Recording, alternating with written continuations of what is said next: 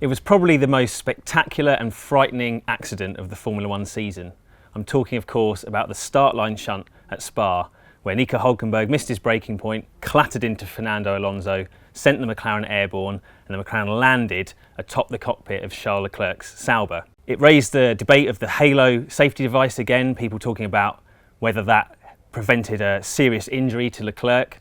The FIA decided to take a step back and said that it would take the parts away, look at all the data, look at all the footage, and do a thorough investigation into that accident to see exactly what happened and what can be learned for the future.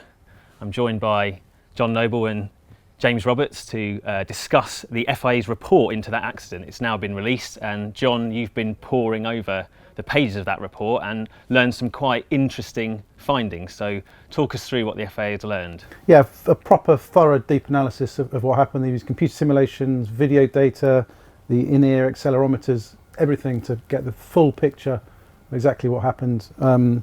It comes to 7 pages, lots of detail about the forces involved and G-forces, 56 kilonewton force strike on the halo from Fernando's wheel. But Sauber was able to take the halo off afterwards, no damage to its structure, could have been reused. The only damage was to the aero fairing, so the halo did exactly what it was supposed to do. But I think one of the main conclusions from this, and it's what we debated at the time, was what would have happened without the halo. Yeah. We can't get a definite answer because the cars are different weights and different aero profiles. But the FIA's best analysis is that while the trajectory was going, wouldn't have hit Leclerc's helmet, they believe that the front wing end plate of Fernando's car would have struck Charles's visor.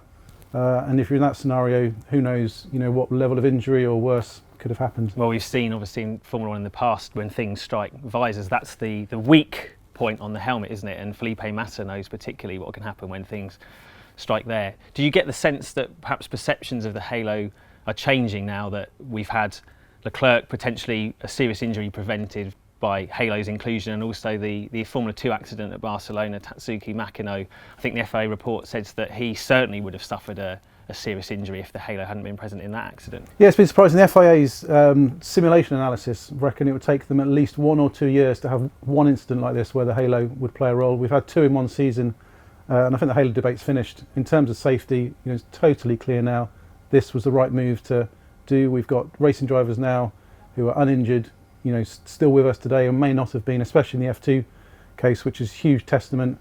It was fascinating to hear Charles Leclerc at the Autosport Awards last weekend saying that when Fernando's car hit him, his thought wasn't, oh my God, I'm going to be injured. It's, I hope my car's not damaged enough and I can keep on racing. Yeah. So it says how much we've come on.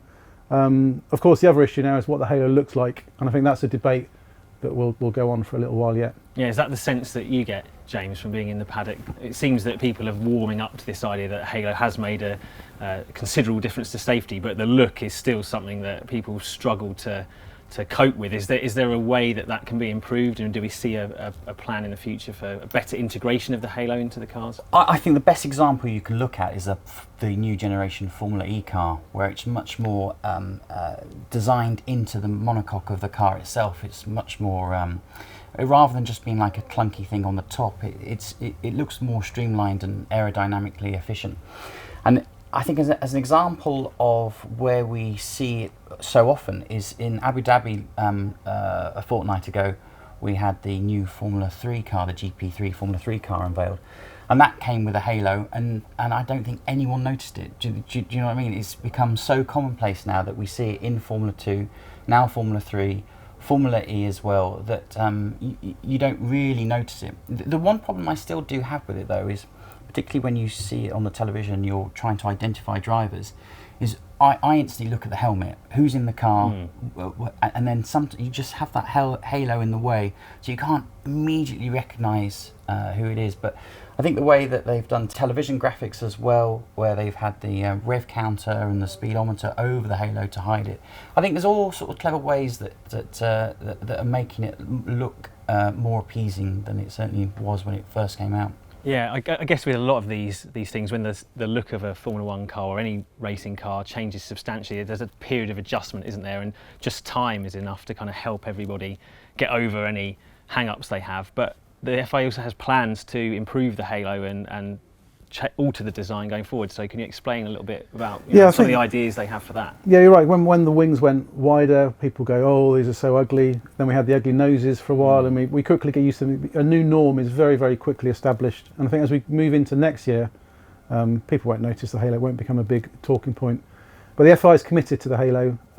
Charlie Whiting says that if they'd had the aero screen on Leclerc's car in Spa... This is the alternative device the alternative that device Vettel trialled. It was, Red Bull were pushing for it and tried it, Vettel tried it, didn't like it. They believe it would have been 10% as effective, so it would have been a very much worse outcome from the accident. So while it looks better, safety cannot be compromised. For 21, FIA is committed to the halo. They are going to make it more integrated into the car.